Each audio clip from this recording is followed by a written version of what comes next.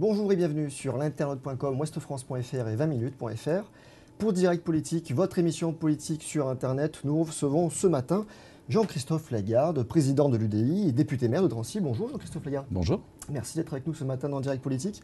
Avec moi sur le plateau pour co-présenter l'émission, Michel Urvois, éditorialiste politique de Ouest France, et Pierre Cottier, rédacteur en chef adjoint de 20 minutes. Bonjour messieurs. Bonjour. Chers internautes, vous connaissez le principe de l'émission, je vous le rappelle rapidement, vous avez une quarantaine de minutes pour réagir à l'émission et poser votre question à notre invité. Je me ferai un plaisir de la retransmettre en direct. Jean-Christophe Lagarde, après la profanation des tombes à Sarre-Union, Hollande appelle à un sursaut de la communauté nationale. Vous l'avez sans doute entendu hier. Aujourd'hui, il se rend sur place pour se recueillir. Alors, une question qui se pose aussi concrètement ce matin, c'est comment on lutte contre l'antisémitisme. Est-ce qu'il faut prendre de nouvelles mesures? Est-ce qu'il faut imaginer de nouvelles lois? Ce qui est d'abord terrifiant, c'est que cet antisémitisme s'est installé progressivement dans des couches de la société française, dans un certain nombre de milieux, d'endroits.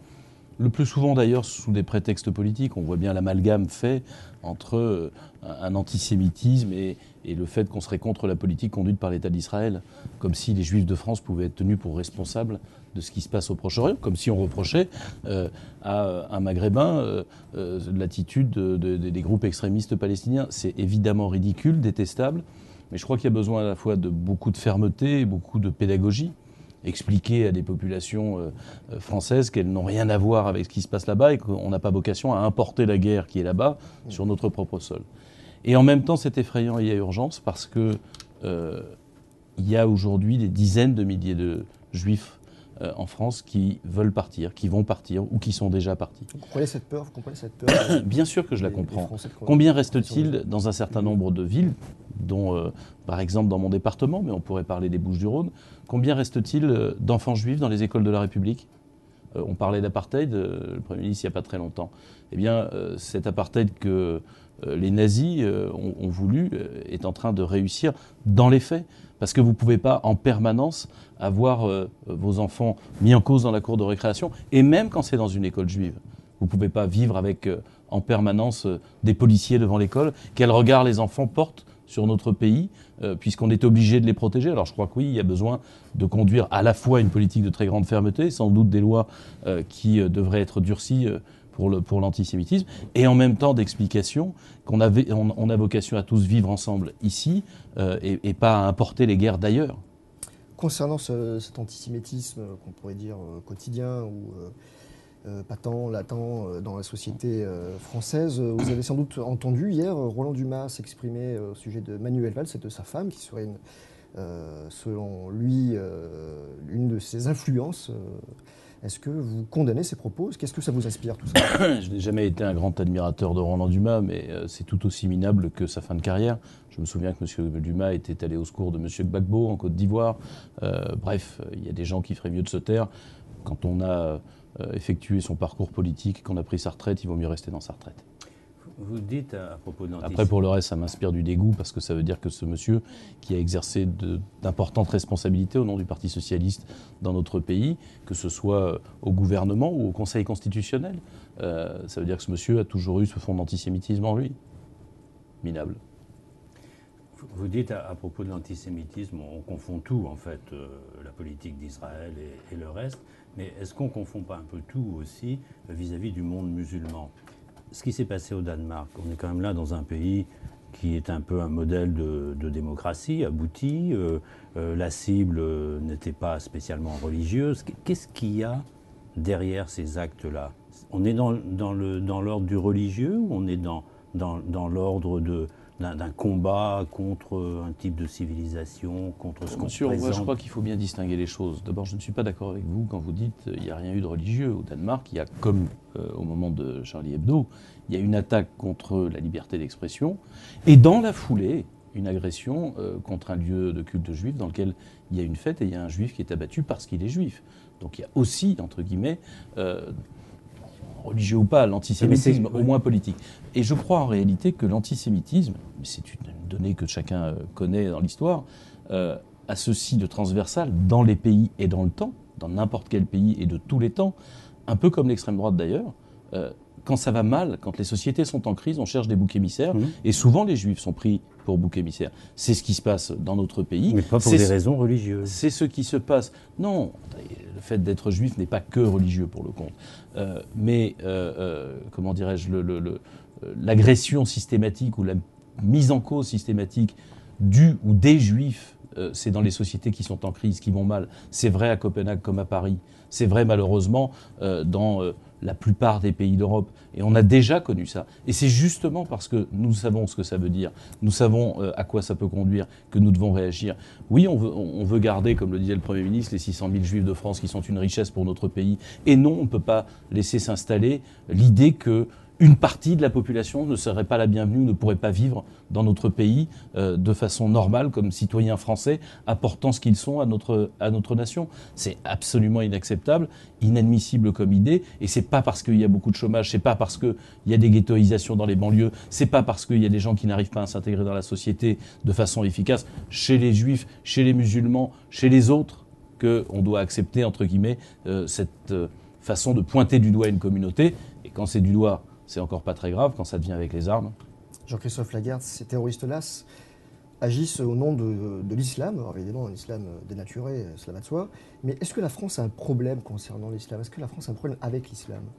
Je pense que c'est plus exactement l'islam qui, comment dirais-je, n'est pas organisé en France de façon satisfaisante.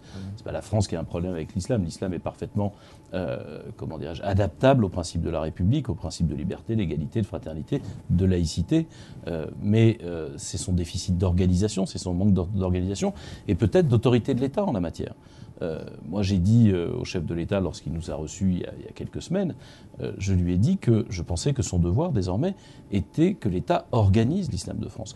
Comme en son temps, ce n'était pas démocratie, mais l'État français a organisé la religion juive, a organisé la religion catholique. Alors, c'est il y a très longtemps, donc on s'en souvient plus, n'empêche que c'est une nécessité.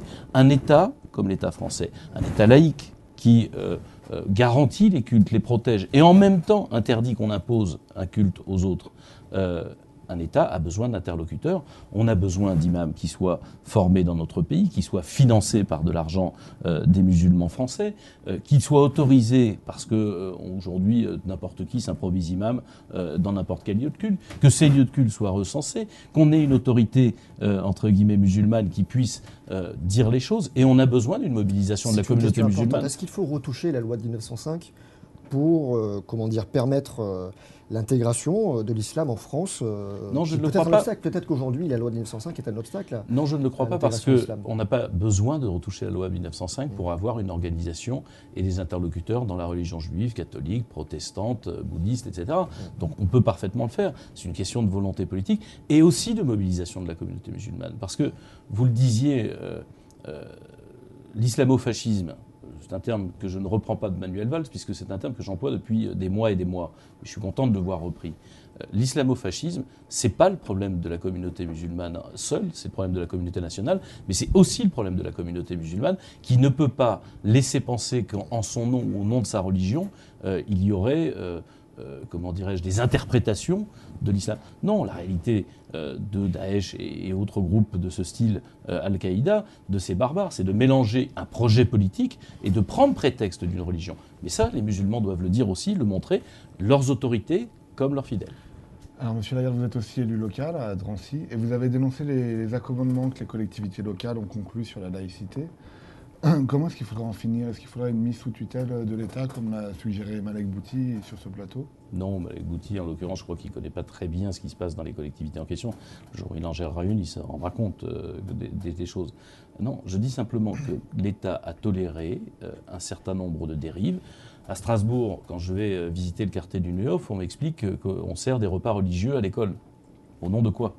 Où est la laïcité? On nous avait appris que Mme Aubry s'était arrangée pour avoir des horaires réservés aux femmes pour des raisons religieuses. Après, on peut habiller ça comme ça. D'ailleurs, ce n'était pas la religion musulmane. Il y a quelque chose qui ne va pas quand l'État ne fait pas respecter ses grands principes. Et je pense qu'un des messages que les Français ont lancé le 11 janvier, c'était de dire on veut retrouver nos grands principes, on veut les défendre, on veut les protéger. On a le droit d'être libre, on a le droit aussi d'être protégé contre l'irruption, entre guillemets, des convictions religieuses dans l'espace public. Et là, pour le compte, il y a des revendications de groupes identitaires ou religieux qui ne sont pas acceptables. En clair, en France, dans notre système, et nous y tenons, et nous avons été des millions à le montrer, et je pense qu'il y a beaucoup plus encore de gens que ça qui pensent la même chose, ce sont les religions qui s'adaptent à l'État. Ce n'est pas l'État qui s'adapte aux religions. Et donc, je veux l'autorité de l'État, je veux que l'État se donne les moyens d'organiser effectivement les pratiques religieuses lorsqu'elles commencent à dériver par rapport à la laïcité. La question, Christophe Lagarde, c'est où mettre le curseur. Vous-même, à Drancy, vous avez construit des locaux que vous avez finalement loués pour... Et ça me permet de respecter, ça vous prouve qu'on peut respecter la loi de 1905 tout en faisant en sorte que les gens ne soient pas condamnés à prier dans des caves. Est-ce que ce n'est pas un détournement de l'esprit de la loi en rien, ce qui est un détournement de l'esprit de la loi, c'est quand on donne un terrain, parce que donner un terrain, c'est donner une subvention. Ce qui est un détournement de l'esprit de la loi, c'est quand on prête une salle municipale, parce que c'est évidemment un prêt gratuit, et donc moi ce que j'ai fait en l'occurrence, c'est que je fais payer un loyer qui rembourse l'emprunt, donc il y a 0 subvention dans l'affaire. Et je respecte la règle. Mais vous avez un problème, c'est que pour que le culte musulman se finance, soit il se finance de l'étranger, et c'est évidemment très dangereux à proscrire, et nous devons peut-être nous doter de meilleurs moyens pour ça. Soit les musulmans qui veulent prier se rassemblent, mais ils se rassemblent où ? Alors vous allez dire, ils n'ont qu'à financer le lieu, mais pour pouvoir le financer, il faut qu'ils puissent se rassembler. Donc vous êtes dans un cercle vicieux, et j'ai voulu briser ce cercle vicieux. Donc ce matin, vous appelez officiellement François Hollande à faire un geste pour organiser les cultes. Je pense que le CFCM a été une tentative d'organisation qui ne fonctionne pas, aussi bien d'ailleurs pour son mode d'élection que pour l'autorité qui lui est conférée. Et je pense que le devoir du chef de l'État, c'est désormais d'imposer qu'il y ait une organisation beaucoup plus comment dirais-je, clair, un interlocuteur beaucoup plus fiable et qui ait de l'autorité pour la communauté musulmane. Et je suis sûr que les musulmans français le demandent, parce qu'en réalité, ils ont besoin, plus encore que les autres, d'être protégés contre ces barbares qui prétendent parler et agir en leur nom. Un mot peut-être rapide, on a une question de Germain justement qui s'intéresse à ce qui se passe dans les quartiers. Alors, vous avez sans doute un point de vue intéressant là-dessus en tant qu'élu local de Drancy. Il nous dit, est-ce que dans les quartiers où la République est absente, l'argent qui vient du trafic de drogue ne constitue pas une menace? Faut-il légaliser le cannabis, nous dit-il, pour couper l'herbe sous le pied des trafiquants? Mais évidemment que c'est une menace et que c'est cet argent qui structure beaucoup trop de choses dans les quartiers et rend le travail à la fois des enseignants, des éducateurs, des associations, des municipalités beaucoup plus difficiles. Qu'est-ce que vous allez expliquer à un gosse qu'il faut travailler à l'école quand il voit tous les jours dans son quartier qu'on gagne plus d'argent à ne rien faire ou plus exactement à participer au trafic de drogue, que ce soit parce qu'il fait l'observateur ou parce qu'il fait le petit dealer. La solution de sortir le cannabis du marché noir. Et moi j'ai dit il y a plusieurs années qu'on devrait avoir une réflexion différente sur ce problème de cannabis. En réalité, on n'arrive pas à empêcher le trafic. Il n'y a pas une ville, un village en France où un consommateur ne peut pas se fournir. Donc, au lieu de faire semblant d'interdire ce qui de toute façon a lieu et génère de gros profits, à la fois pour des mafias dans les quartiers et pour des mafias internationales qui nous combattent, quand même aussi y penser, on devrait réfléchir, non pas à légaliser, mais je préférerais qu'on ait un vrai débat sur est-ce qu'il vaut mieux organiser quelque chose qu'on ne sait pas éviter pour éviter de nourrir des mafias locales et internationales, ou est-ce qu'il vaut mieux le subir? On s'abrite de façon assez hypocrite, de mon point de vue, derrière l'argument de la santé. Entendez-moi bien. Évidemment que c'est nuisible à la santé que de fumer du cannabis. Le problème, c'est que de toute façon, ils le fument. Alors plutôt que de laisser quelqu'un s'intoxiquer et nourrir une mafia, on peut essayer de l'accompagner pour qu'au moins ça ne nourrisse pas la mafia et que, allez, grosso modo, si je devais faire une formule, même si je pense qu'il faut que la réflexion avance dans notre pays là-dessus et que le débat se poursuive, j'ai tendance à penser que un drogué, il est mieux face à un travailleur social que face à un dealer. Allez, on va passer à toute autre chose. On va parler un petit peu de l'avenir de l'UDI, des ambitions de l'UDI pour cette année, les mois et les années à venir. Première question, Alain Juppé qui se fait siffler lorsqu'il appelle à se rapprocher du centre. Qu'est-ce que ça vous inspire? Est-ce que, selon vous, l'UMP peut, dans une avenir proche, se scinder en deux? Est-ce que le scénario d'un retour du RPR d'un côté de l'UDF de l'autre côté, à droite, au centre, ça vous paraît crédible? Et le RPR et l'UDF, c'est l'UMP et l'UDI. Dans l'UMP, vous avez le RPR. Les plus centristes et plus et dans centristes à l'UMP. Vous les entendez? Vous les entendez? Moi, je les entends pas. Je pense qu'il y a une... Et je pense en plus que c'est légitime et que c'est normal. Il y a deux sensibilités, il y a des différences, il y a des projets politiques différents qui sont compatibles mais qui sont différents. Et c'est normal qu'ils soient portés ainsi. Vous savez, moi, je n'ai jamais cru à l'idée qu'on rassemblait des gens très différents dans le même parti pour porter exactement la même chose, parce qu'à la sortie, il n'y a qu'une ligne qui finit par s'exprimer et tous les autres sont frustrés. Et je pense que c'est une mauvaise chose, y compris parce que ça réduit la surface politique. Moi, je crois aux coalitions gouvernementales de gens différents qui parviennent à gouverner ensemble. Après, je ne crois pas dans l'éclatement de l'UMP. Quant au sifflet qui vise Alain Juppé, moi, j'alerte les gens qui sifflent. Ça dénote une crispation, parce qu'on ne peut pas en même temps siffler Alain Juppé quand il parle des centristes et demander aux centristes de voter pour les candidats de droite quand il y en a. Il faut qu'à un moment donné, il faut être cohérent. Si on veut pouvoir travailler ensemble, chez nous, personne ne siffle les gens de l'UMP, même quand on a des divergences politiques fortes, quand on veut travailler ensemble, on se respecte. Et il n'y aura pas, je le dis, moi je souhaite, j'ai rencontré hier Nicolas Sarkozy, qu'on ait un partenariat constructif, y compris en tenant compte évidemment de nos différences. Mais non, parce que ce n'est pas Nicolas Sarkozy qui siffle ni qui fait siffler. Je m'adresse là pour le compte aux militants UMP. Je m'adresse aux électeurs qui pensent qu'il n'y aurait qu'eux qui auraient le droit de parole ou de citer et qu'on peut gagner tout seul une élection. Attention, en général, quand on est tout seul dans une élection, on la perd. Ici même, il y a quelques jours, François Bayrou a dit que le MoDem peut et doit travailler avec vous, Jean-Christophe Lagarde. Est-ce que vous dites la même chose vis-à-vis de François Bayrou, lequel Bayrou regarde quand même plutôt du côté de Juppé. Et là, il y a besoin d'une clarification, non? Et moi, je suis évidemment favorable à ce qu'on ait le rassemblement le plus large possible. Pour gagner des élections et construire une alternance, il y a besoin, en l'occurrence, des gens qui sifflent aujourd'hui à l'UMP et qui feraient bien de réfléchir à ne pas rester tout seuls, des gens de l'UDI qui sont de plus en plus nombreux, et on le verra encore à travers les élections territoriales qui arrivent, et puis des gens qui ont été déçus, trahis, cocufiés par François Hollande, et qui se retrouvent aujourd'hui pour partie au MoDem. Alors, il y a besoin de tous ces gens-là, de construire un projet politique ou des projets politiques, et on choisira. Alors, est-ce que c'est Juppé, est-ce que c'est Sarko, est-ce que c'est quelqu'un d'autre? Moi, j'ai dit que je souhaitais que l'UDI puisse porter son projet lors de l'élection présidentielle. Et il y aura un débat qu'on aura au printemps 2016 pour savoir qui doit être ce candidat et sous quelle forme.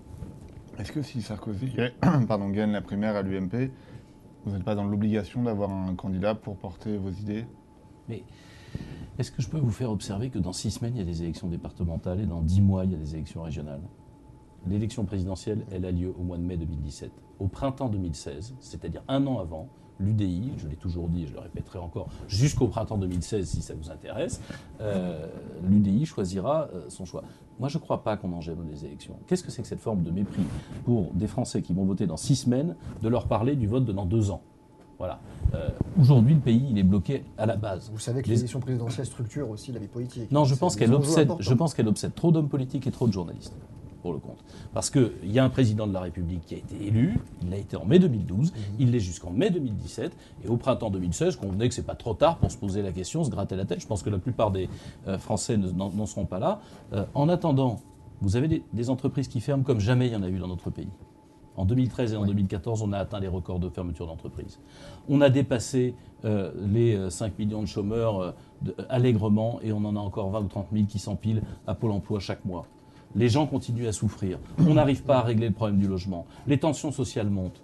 Et on est en train de nous parler de l'élection présidentielle. Le pays, il est bloqué au sommet. Il est bloqué au sommet de l'État. Et il se trouve que moi, je pense que les élections départementales et les élections régionales, c'est un moyen pour les Français de faire redémarrer le pays à la base. Vous voulez que je vous prenne un exemple? Parce que, évidemment, les sujets de fond, en général, sont évacués.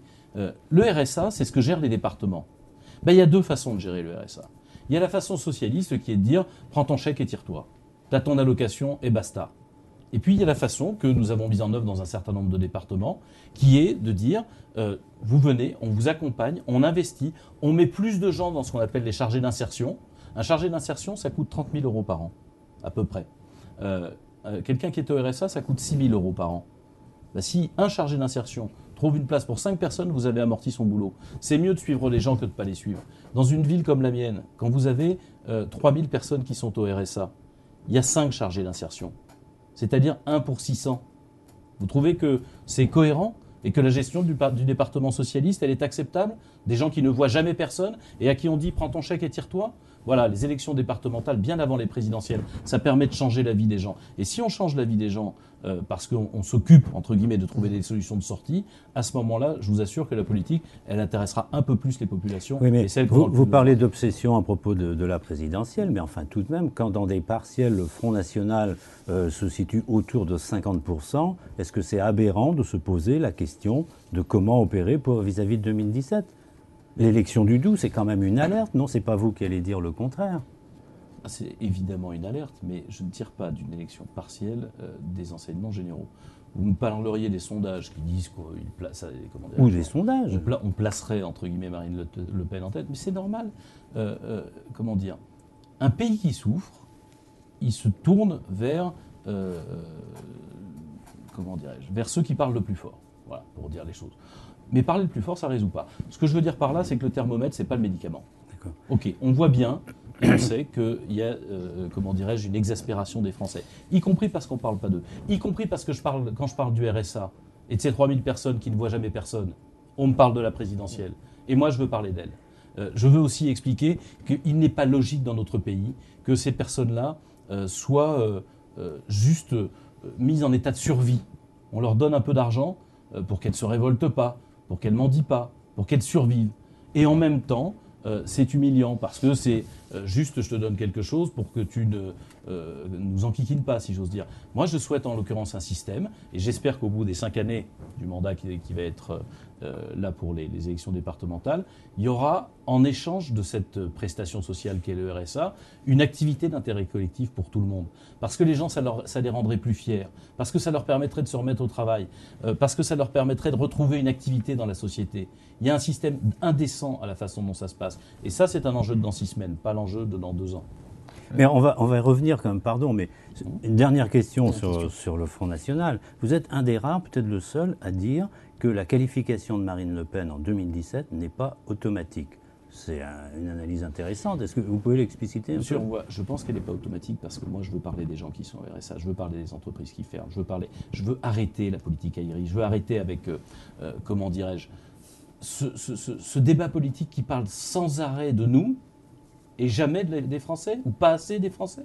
Voilà, prenons les exemples un par un de ce qu'il faudrait résoudre dans la société française. Il y a des manettes, et ces manettes, ce n'est pas le fantasme sur les sondages, sur les partiels ou sur l'élection présidentielle. L'élection présidentielle, elle sera importante parce qu'elle permettra de proposer aux Français un chemin, bien sûr. Mais entre 2 élections présidentielles, il y a d'abord la vie des Français. Et je vous souhaiterais qu'on regarde ça. Quand on sera dans les élections régionales, on sera en capacité à ce moment-là d'allumer le moteur économique de la France. On y vient. Un mot, une question. C'est une question de Jérémy, qui est apparemment un militant à l'UDI. Donc, vous voulez l'entendre. Il dit « Monsieur le Président, la jeunesse et leurs idées neuves de la politique vont-elles être consultées pour notre programme présidentiel de 2017 ?» Ce n'est pas seulement la jeunesse, c'est l'ensemble des militants de l'UDI. Et au-delà, puisqu'on demandera aux fédérations d'organiser des débats avec toute personne intéressée pour qu'ils viennent contribuer. Je crois que... on a besoin en réalité de 3 choses. La première, c'est de rétablir l'autorité de l'État.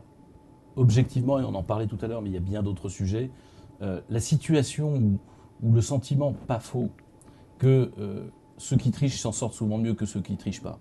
Que quand on respecte toutes les règles, ça peut malgré tout ne pas fonctionner. C'est exaspérant. Que l'État est faible, accommodant. On parlait tout à l'heure de problèmes religieux, mais il l'est sur bien d'autres choses. Il l'est sur la délinquance, il l'est sur l'accompagnement social, il l'est dans l'éducation nationale. Il est trop accommodant. Et moi, je suis pour que l'État reprenne son autorité. Parce qu'il montre à ce moment-là que nous avons un destin collectif ensemble. Et pas seulement la satisfaction de chaque individu qui compose la société. La deuxième chose, c'est qu'on a besoin, c'est un débat qui, à mon avis, grandira dans les années à venir, de faire comprendre à la France que dans un monde plus mobile, plus rapide, plus réactif, notre organisation hyper centralisée ne fonctionne pas.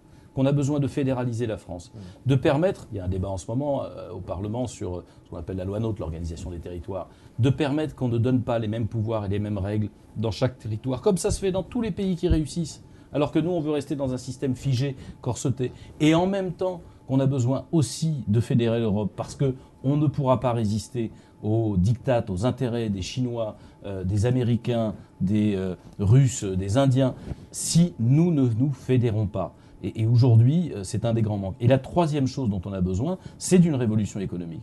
En France, on passe depuis 40 ans notre temps à nous dire que l'impôt d'une part, les réglementations d'autre part, vont nous protéger contre le reste du monde. Il faut une grande révolution fiscale, il faut une grande réforme fiscale là-dessus. Il ne faut pas seulement une réforme fiscale, il faut une réforme fiscale, il faut une remise à plat du droit du travail, il faut libérer tout ce qui est recherche, énergie et création. Il faut permettre aux Français de travailler plus et leur dire que de toute façon, on ne paiera nos dettes qu'en travaillant plus longtemps dans la vie et plus longtemps dans la semaine. Bref, pas donner un discours d'eau tiède qui fait plaisir. Parce que la réalité, c'est que notre situation, pour pouvoir s'en sortir et ne pas se retrouver dans la situation de la Grèce d'ici 4, 5 ou 7 ans, on a besoin de se secouer maintenant. Ça, ce sera le débat. Christophe Lagarde, libéralisme, fermeté, autorité de l'État. Finalement, la ligne droitière de l'UMP, elle vous... quel regard vous avez là-dessus? Parce que vous avez l'impression que la ligne droitière de l'UMP pose... je vous pose la même question. Vous avez l'impression que la ligne droitière de l'UMP propose de fédérer l'Europe, d'organiser la France de façon moins centralisée. Sur les questions intérieures. Vous avez l'impression que leur discours, c'est sur la libération des énergies dans notre pays.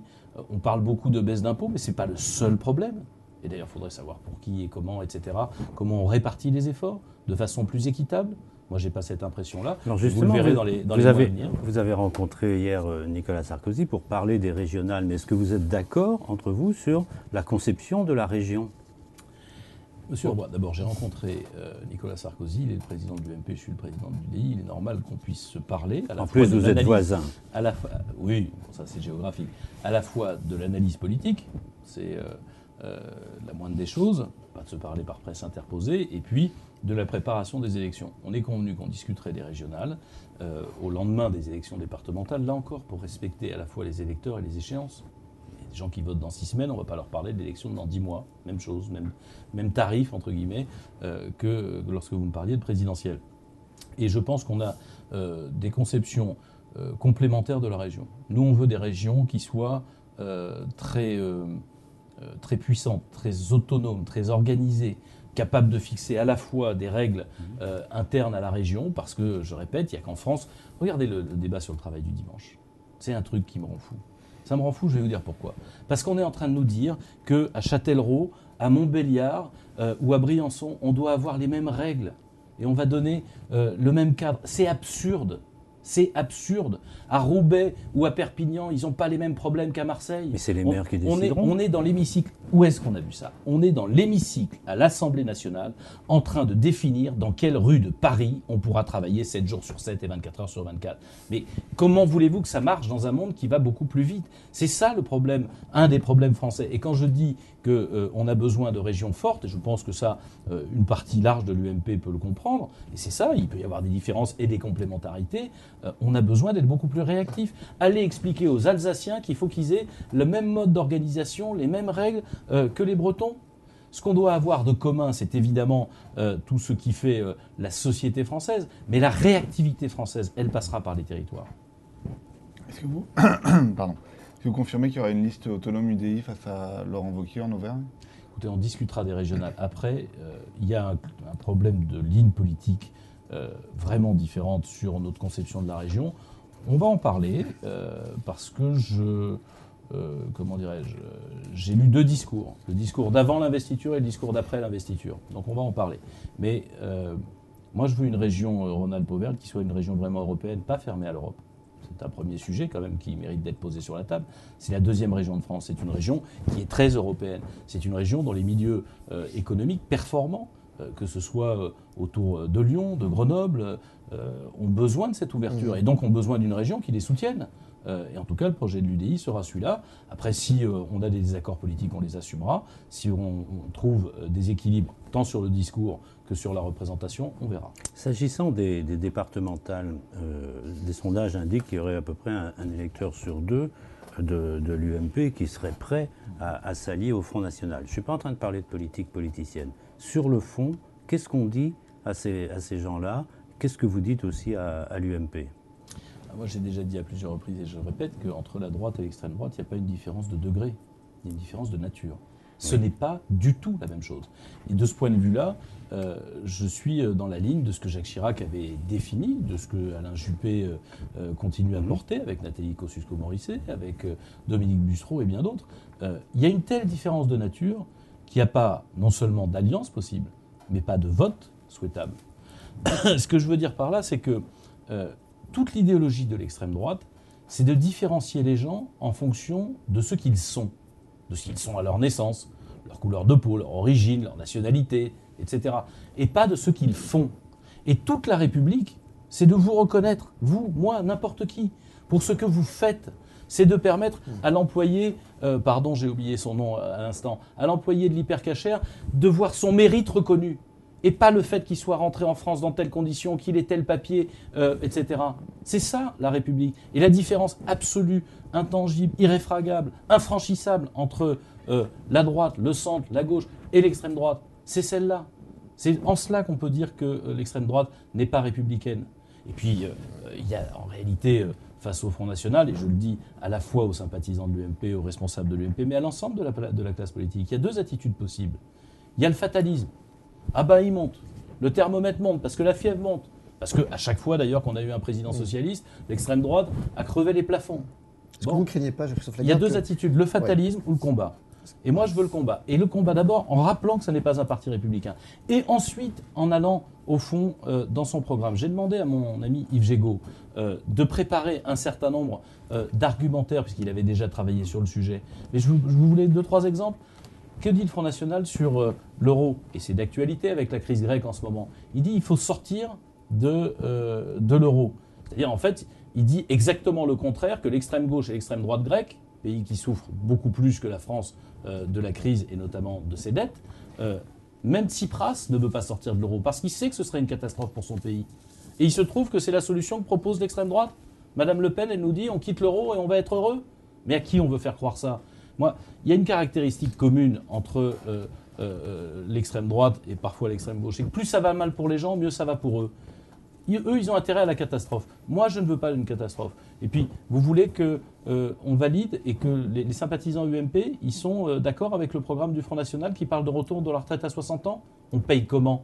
On reproche. Ils reprochent à la gauche ce genre Lagarde, est-ce qu'il ne hurle pas plus aujourd'hui vers le Front National que plutôt vers l'UDI? C'est un peu la question qui devrait se poser. On reproche à la gauche de proposer des solutions qui ne sont pas finançables, comme la retraite à 60 ans, et quand c'est Le Pen, on n'en parle plus.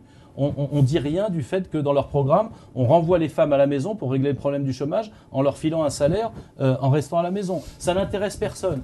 Moi, je veux qu'on rentre dans le fond parce que quand les Français réaliseront qu'évidemment on a des problèmes, mais que ce n'est pas le fatalisme, l'abandon, la dérive vers l'extrême droite qui est une solution et qu'on a besoin au contraire de se reprendre, de se retrousser les manches, de remettre la marche en avant et qu'on est capable de le faire tous ensemble, à ce moment-là, effectivement, vous verrez le score du Front National baisser. Est-ce que la loi Macron, c'est du fatalisme et de l'abandon? Vous êtes très sévère sur un point, là, la manière d'organiser le travail du dimanche, mais globalement, parce qu'on voit une UDI partagée par rapport à cette loi fourre-tout, elle va dans la bonne direction ou pas? Vous vous rendez compte de ce que vous venez de dire? Cette loi fourre-tout. Oui, bien sûr. Non, mais c'est bien le problème. C'est-à-dire que j'ai vu au moins 8 projets de loi. Vous avez raison. Elle est la démonstration qu'il n'y a pas de volonté, qu'il n'y a pas de ligne, qu'il n'y a pas de règle, qu'il n'y a pas de cap. Là où la France, et y compris, mais elle peut être fourre-tout et aller dans le bon sens. Elle va dans le bon sens ou pas? Les Français demandent une cohérence. Qu'est-ce qu'il y a de cohérent là-dedans? Même le président de la République nous dit c'est pas la loi du siècle. Ça devait révolutionner, ça devait apporter de la croissance. Et la montagne accouche d'une souris. Voilà. Alors il y a quelques mesures qui vont dans le bon sens, d'autres qui me paraissent absurdes. Je parlais du travail du dimanche. On peut regarder le verre à moitié vide ou à moitié plein. C'est bien que des entreprises puissent financer d'autres entreprises quand les banques ne font pas. C'est d'ailleurs grâce à l'UDI que c'est intégré dans le texte.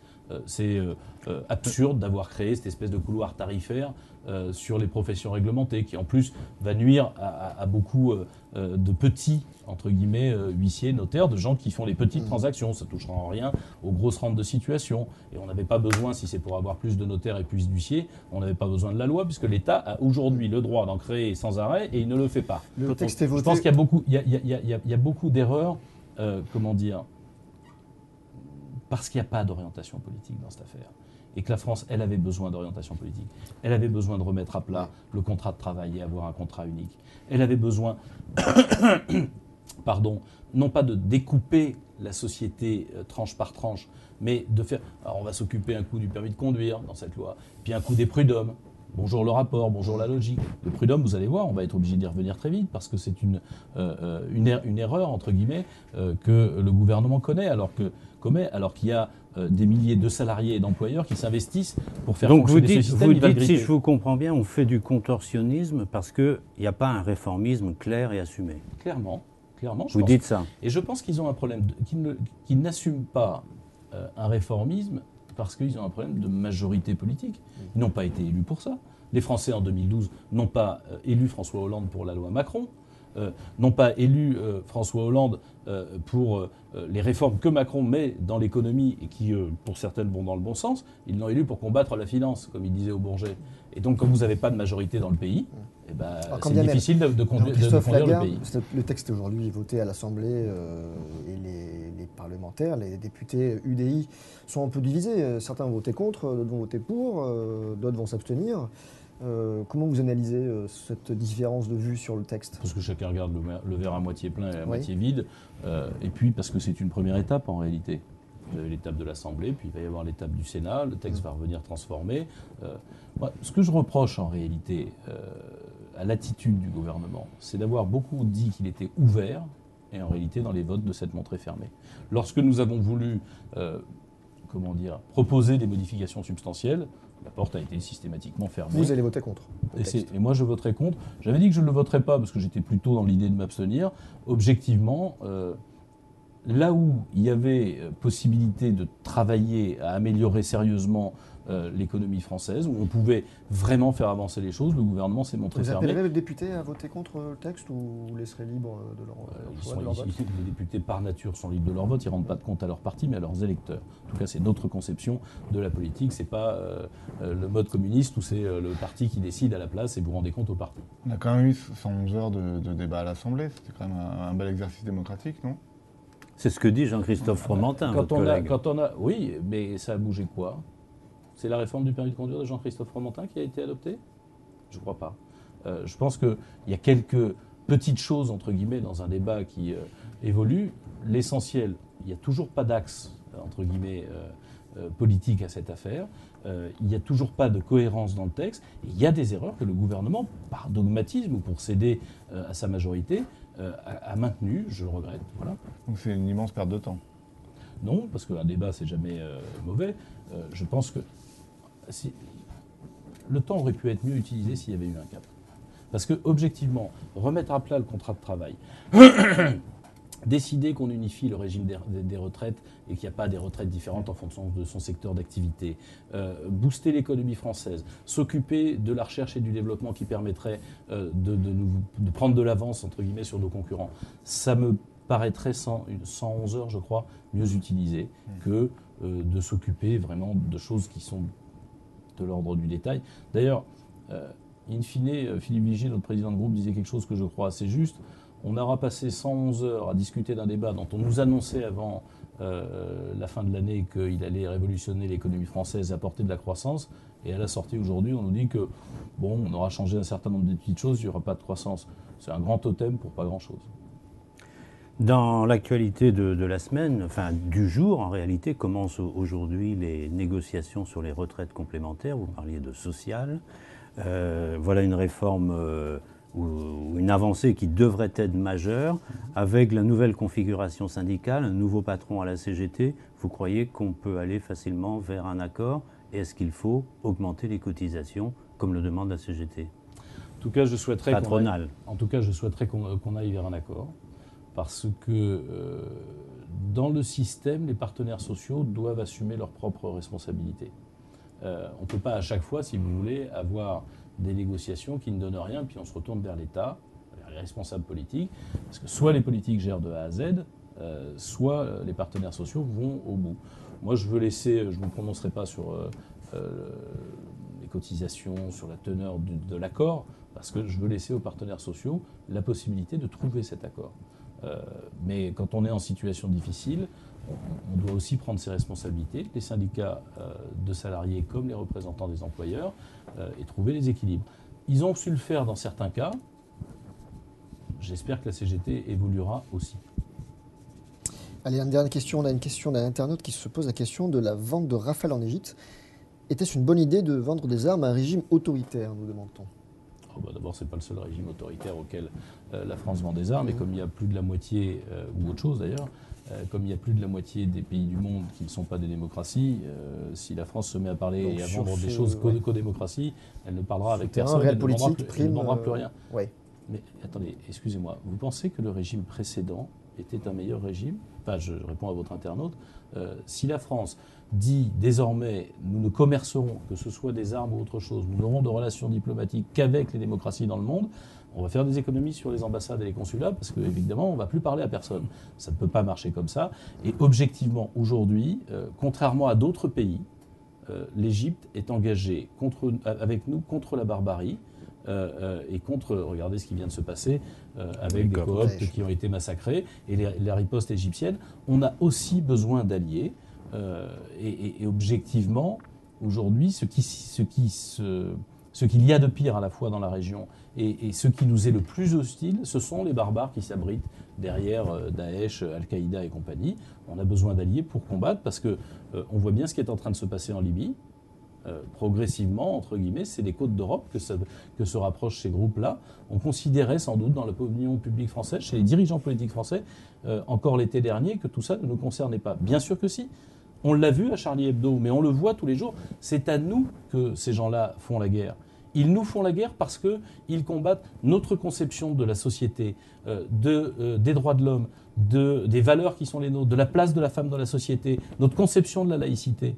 Et il faut qu'on soit capable, entre guillemets, on sait qu'on a sous-estimé la menace Daesh. Bien évidemment, bien évidemment. Puis, qui a réagi cet été? Qu'est-ce qu'on a fait cet été quand les barbares de Daesh étaient en train de massacrer les Yazidis dans les montagnes, les Kurdes qui tombaient sous la main et tous les musulmans qui ne veulent pas se laisser dévoyer par ces gens-là? Qui a protesté? Qui a dit quoi que ce soit? J'ai essayé, mais à l'époque, personne ne m'écoutait. On a envoyé Laurent Fabius pour dire qu'on allait leur jeter, leur larguer, entre guillemets, par parachute, des vivres, des couvertures et de l'eau. Et qu'est-ce qu'on a fait de concret? On a bien attendu que ces gens-là meurent. Voilà la réalité. Et donc, il y a eu une sous-estimation de l'ensemble de l'Occident, d'ailleurs, du fait qu'en réalité, ce que ces gens-là veulent, c'est nous combattre pour changer nos modes de vie, nos systèmes de société. Et je regrette très franchement que depuis le 11 janvier, et malgré les appels de l'époque à l'unité nationale, François Hollande n'ait pas à la fois fait prendre conscience au peuple français que cette menace était durable et qu'il fallait nous armer, y compris moralement, politiquement contre cette menace, et en même temps qu'il ait dit qu'il fallait qu'on travaille tous ensemble et que depuis, il n'a travaillé que tout seul. Très bien, ce sera le mot de la fin, Jean-Christophe Lagarde. Merci beaucoup d'avoir été ce matin en direct politique. Merci messieurs, merci chers internautes. On se retrouve comme d'habitude mardi prochain. Nous recevrons Nicolas Dupont-Aignan. Voilà, à très bientôt. Restez connectés d'ici là.